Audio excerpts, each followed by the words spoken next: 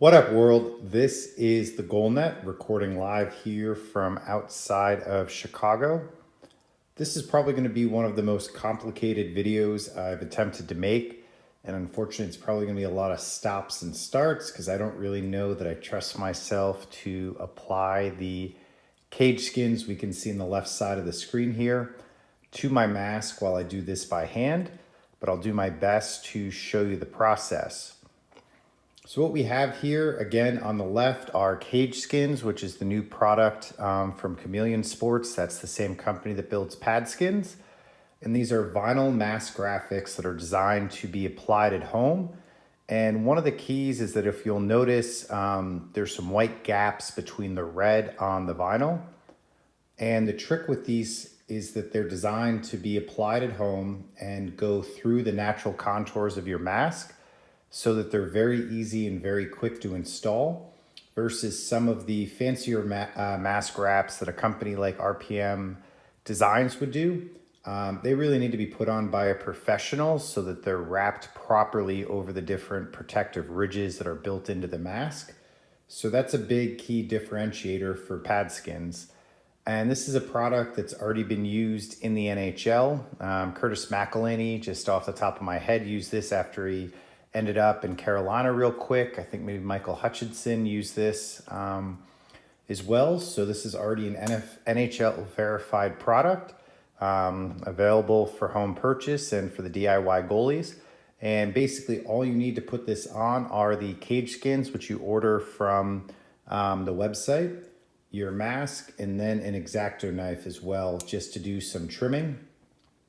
The reason for the trimming is that these are basically generic vinyl panels. There isn't one for each different mask. And again, that's the beauty of this. It's designed to be quick and easy. So you're gonna need your X-Acto knife just to trim the sidewall pieces because they're naturally printed to be oversized. They go over the edges of your mask and then you trim them. And one of the challenges I'm gonna try and do with my sport mask to show the logo off is I'm gonna try and trim mine in a manner that we can see the logo as well. So as we can see, this is where the backing is, and then this gold edge is where the pad skin starts. There's about 5 different patterns that you can get. I opted for the checkerboard panel because I lived in Maryland for a while and it kind of had some Maryland flag vibes, which I love. So I went with that. I think the honeycomb is the most popular shape that I've used, and there's a brick wall pattern and a couple others you can pick from. You upload your logo. So I did the TGN logo, but if you've got a club team or a school team you play for, you can upload that. And then lastly, you get to pick your colors. So I did red, and then the antique gold trim to match all the different pad sets that I have. And as I mentioned with the trimming, this piece is meant to be too long in this area so that it doesn't come up short and goes past the mask sidewall. And given where the sport mask logo is, I'm gonna try with my X-Acto knife as best as possible to trim that off, and then also trim around vent holes where I believe these pieces up here that cover the mask ridges may cover some of the vents on my sport mask. So I'm gonna try and take care of that as well.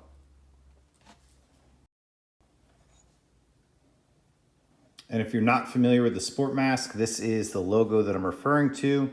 And then as you know, every different mask will have some sort of ear holes around the vent, and then some in the top of the helmet. The sport mask is really pretty minimal with the venting. So hopefully that'll make my job here with the X-Acto knife as easy as possible.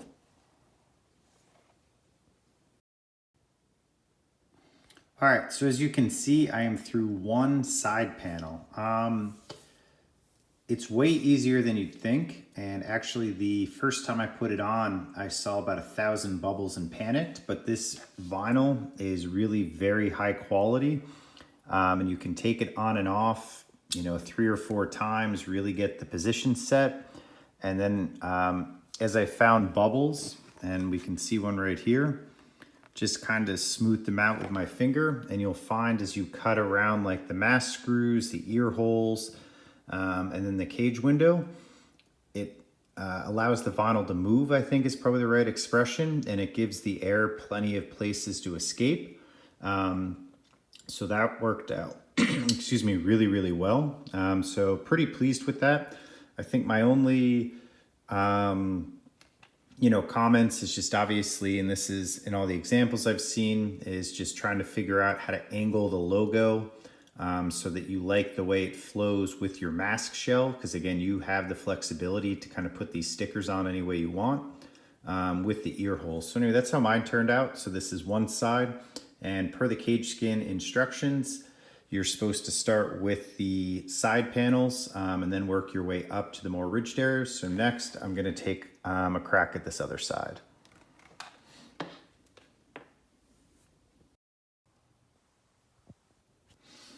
All right, so made quite a bit of progress here. So got basically my last top stripe. So here's a finished top stripe where I've smoothed it out and cut around the strap. And then here's one fresh out of the package, and you can see it's still bubbling. So that kind of shows you how much I've trimmed off the edge, and then trimming around the straps. As you'll notice, I mean, I don't know if it's because I'm not necessarily a pro. I'm also wondering if, even though I thought this was a fresh X-Acto knife, if it's not perfect, or just maybe due to the actual shape of the sport mask, or again, just inevitable.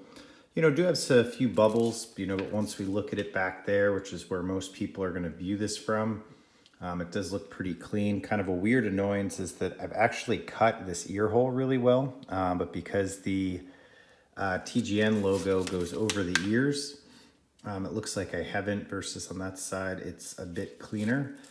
But yeah, that's kind of where we are with this. So I'm going to go ahead and finish. I'm going to cut, again, those holes over, and then hopefully this stripe looks as good as that stripe. And then I have the chin stripes to apply, and I will be finished after that.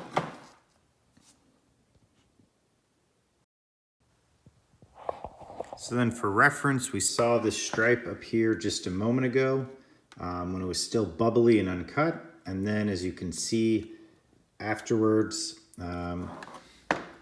nice and smooth. One of the things, as I mentioned, I thought my knife was sharp when I started this, and it wasn't really. I just switched to a Swiss Army knife, and you can see how much straighter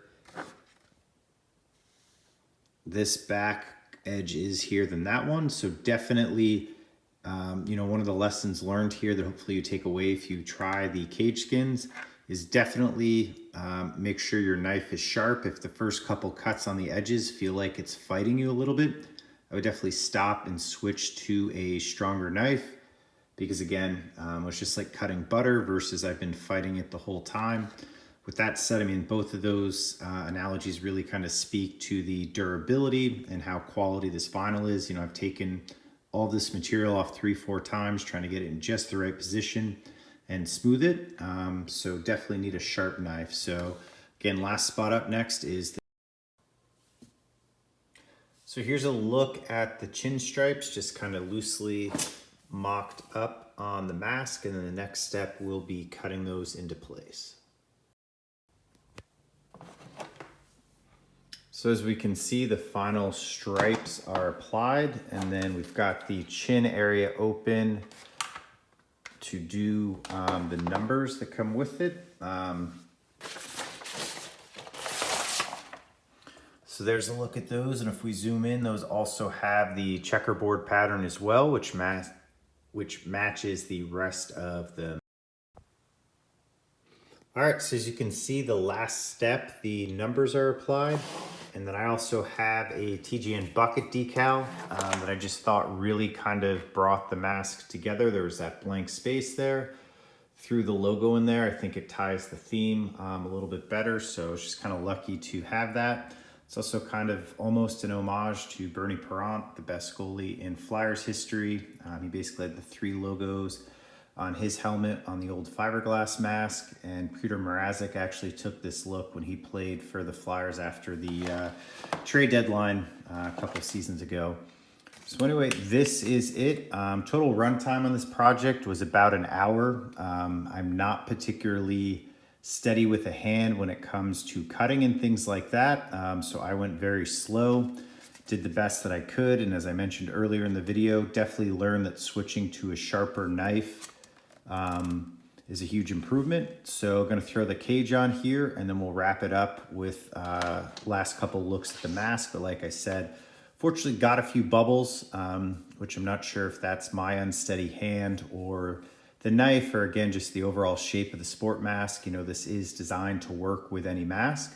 But overall, you know, you get back like a distance from here and you really can't see too many, you know, of what I'll call my operator errors. And one of the things I did, which was actually pretty cool, is I goofed up, as you can see right around there, and I actually used some of the extra to make a patch. So up close to, you know, kind of shows off my unsteady handness, but you know, we get out, you know, to about there, looks much better than the mistake I made. So it's kind of cool too that the scrap can be used as somewhat a patch to fix you know, any mistakes you might make cutting.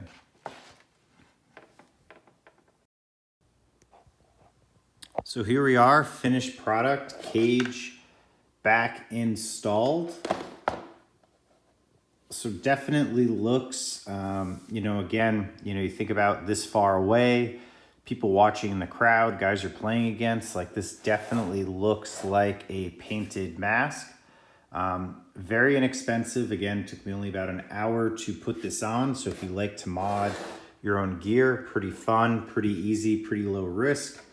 And the other side of this as well is that it peels off very easily. So if you got traded, you're a younger guy that might change teams year over year, very easy to take the decals off and apply a new set, send a mask out to get painted if this is a temporary solution or anything like that.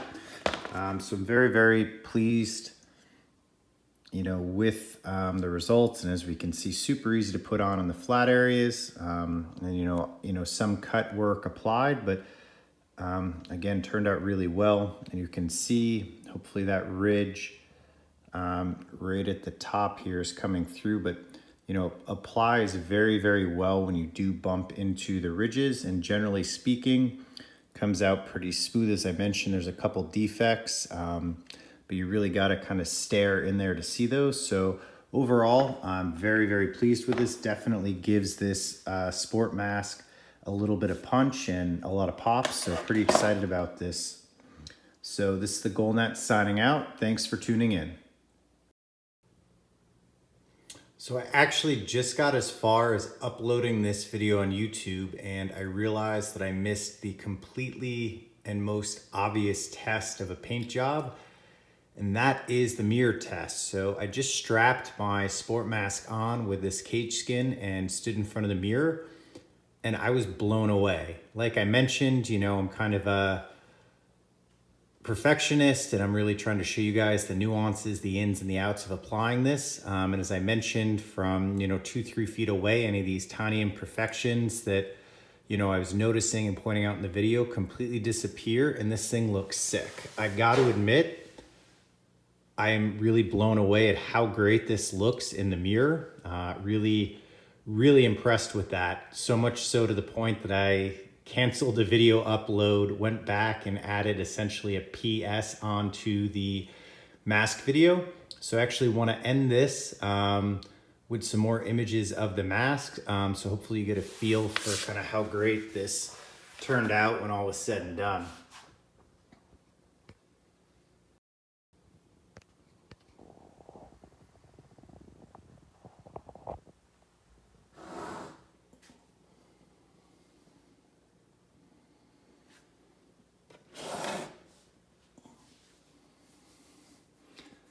As you can see, you know, that really does look like a pretty well, you know, thought out mask design, very, very clean. And those details with the checkers add a lot of pattern. So again, like I said, giving this thing the mirror test, and definitely a lot better, I think, than some of those more generic mask designs. As we all know, I hate a lot of the copying that goes on with graphics, and a lot of people buy like the Potvin mask decals, and I think this is a way more unique look. It's a way more professional look, and with the funness of like uploading a logo and everything like that, it definitely adds some value. So if you are looking for vinyl mask decals, definitely suggest you check out the Cage Skinz over like the generic Potvin decal. And like I said, hopefully it's coming through on camera, but looking at this in the mirror, it's just pretty wicked. The way that the checkerboard pattern comes in. And again, you know, the way that the masks, the ridges and some of the more difficult part to apply the cage skins are actually, you know, designed to give the mask kind of a visual look. So anyway, this is the GoalNet really signing out this time. Hopefully you enjoyed this video. And again, this product is Cage Skinz, should pop up right in Google. If you can't find it, check out the Pad Skinz website and it'll be right there. And again, this is all done by Chameleon Sports, and thanks again for tuning in. GoalNet signing out.